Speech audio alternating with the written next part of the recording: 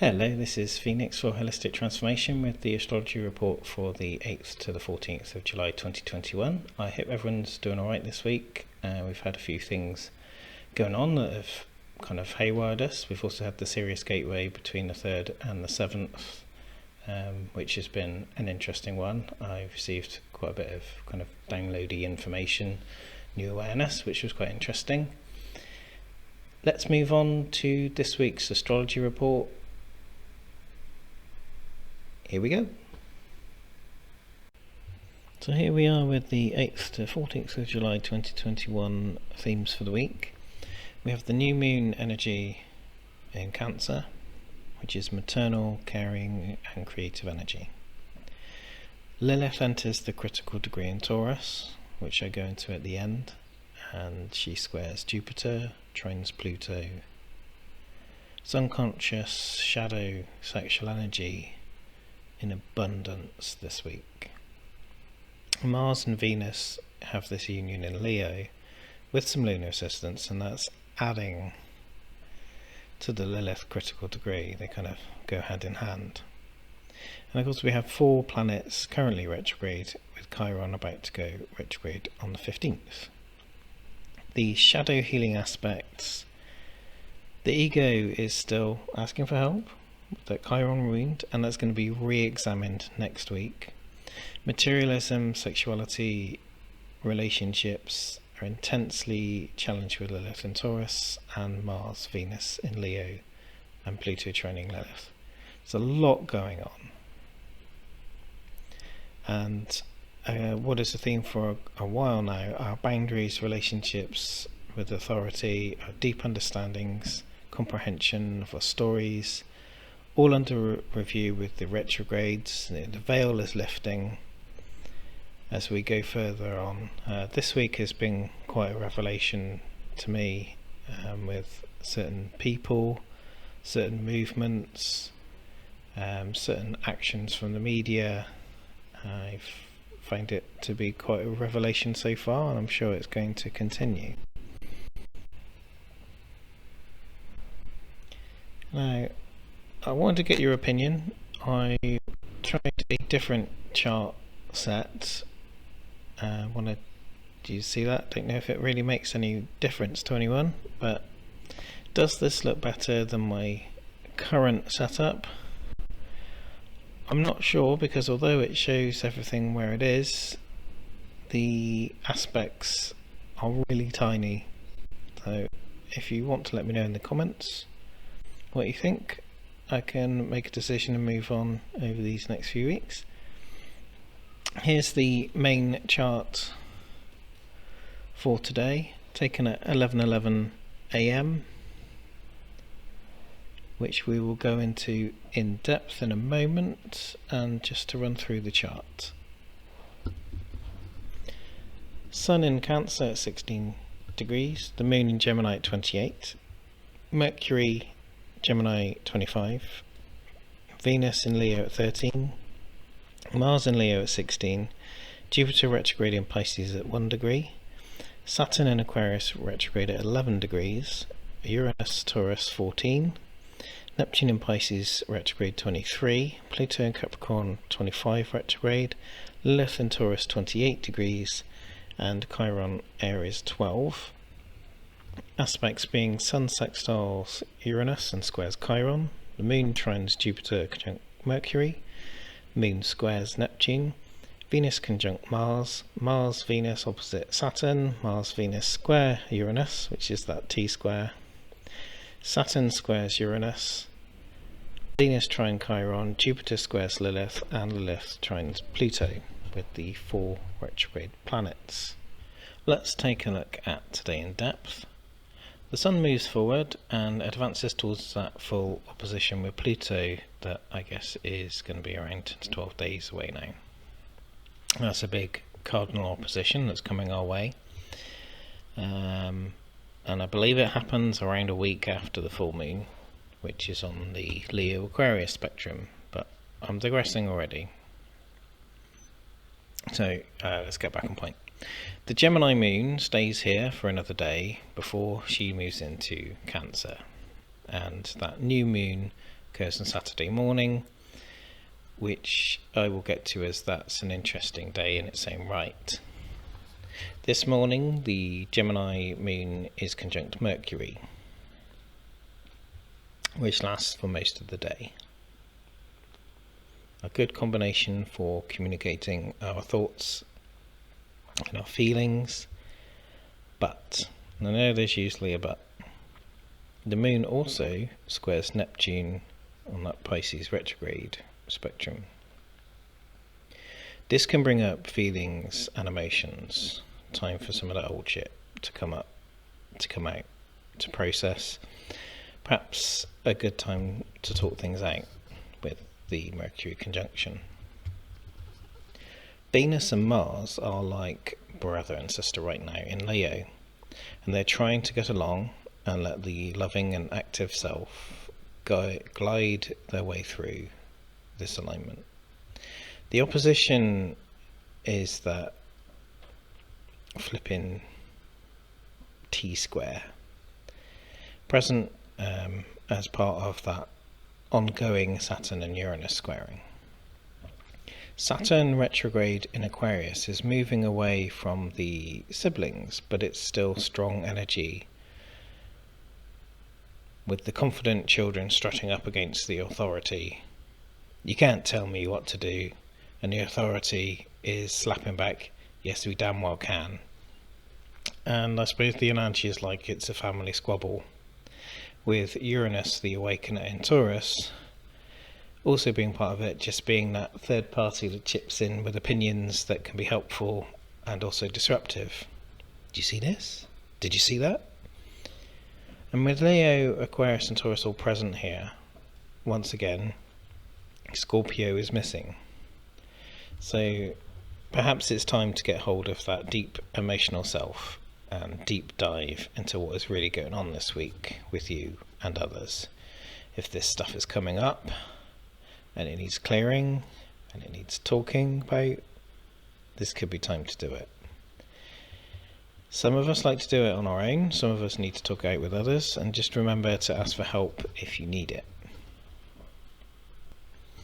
Jupiter is still rolling back towards Aquarius at its 1 degree Pisces position. It will hit 0 soon and then go into Aquarius on the 28th of this month.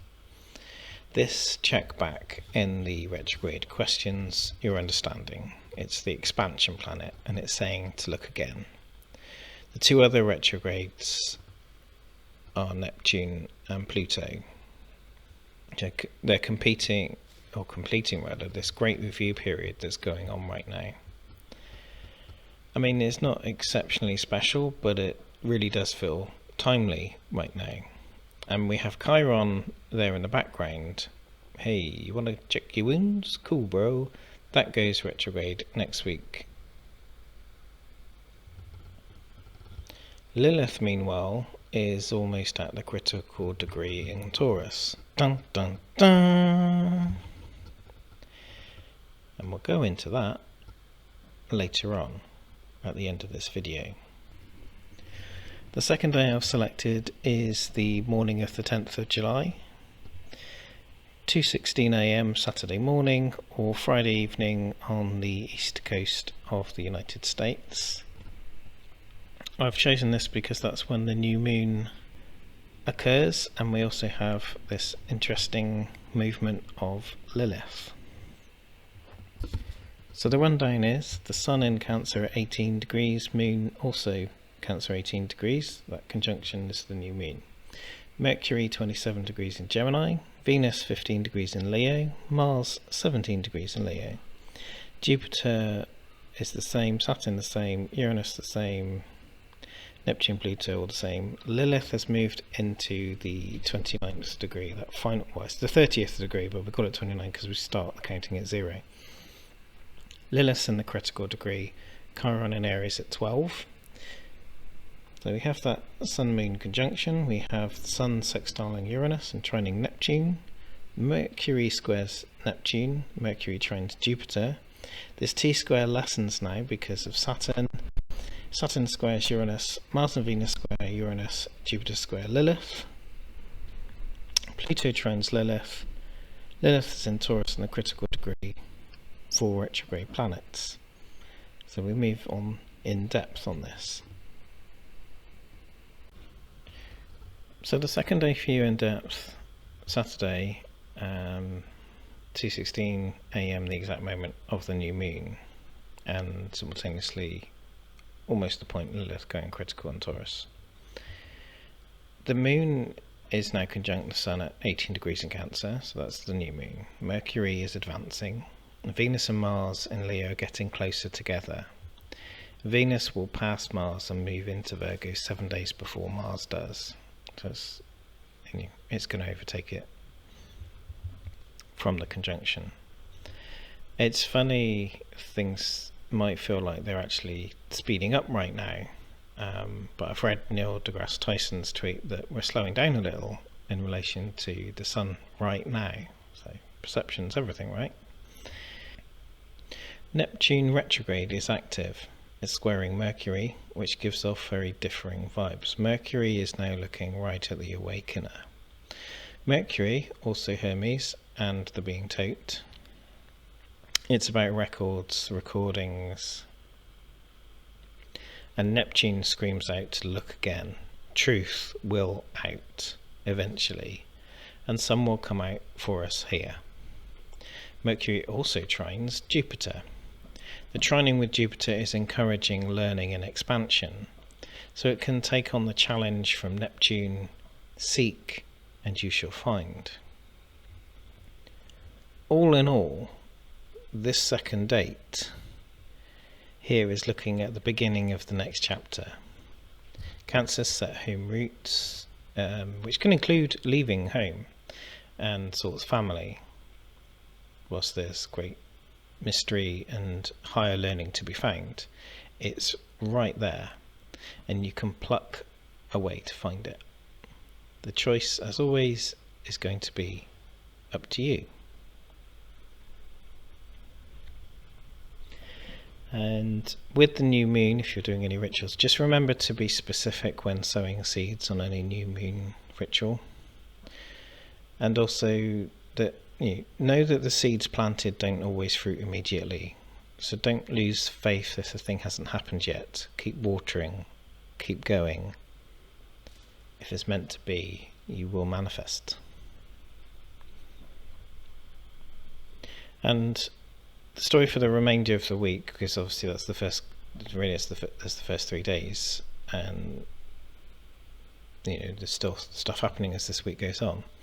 The moon moves into Leo, where it conjuncts exactly with Venus and Mars around that 18 to 19 degree mark on the 12th, and then goes into Virgo. Venus conjuncts Mars exactly on the 13th and then overtakes it. And we can expect attention-seeking vibes, sexual, emotional energy in particular, to ride high on the 13th, remembering that Lilith and Taurus is in the critical degree at the same time as this Mars conjunction. Chiron is ready to go stationary, going retrograde on the 15th of July in Aries, and this long retrospective look at our hidden wound in our individual and collective egos. It's another review. So that'll be a fun thing to add with what we've already got going on, hey! And that leaves us to the final point of the video. We go into this critical degree, it's Lilith in Taurus. Lilith in Taurus. So this 9-month period has been challenging our materialism, our possessiveness. Lilith in Taurus is about extremes. Kind of like the reversal dark meaning of a sign, if it were in the tarot or something, and also perhaps on steroids or Adderall or something. Lilith is passionate, and in Taurus she meets that bull Venus energy head on. Lilith here can block sensuality and create distractions for your desires. In the critical degree we have this 9-day period where it's all bigger, stronger, and turned right up to 11 is amplified dramatically. Lilith here is, of course, on the Taurus-Scorpio axis, which involves desire perhaps more than the other sign combinations.